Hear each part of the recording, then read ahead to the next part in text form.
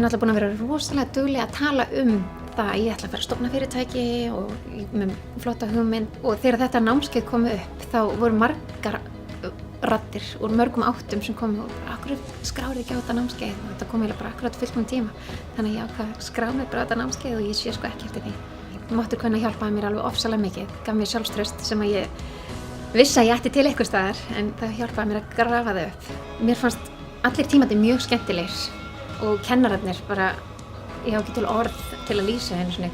hvað þeir eru frábærir kennararnir á Bifröst og bara hver öðrum flottari. Við vorum konur á öllum aldri, ég held að yngsta hafi verið í kringum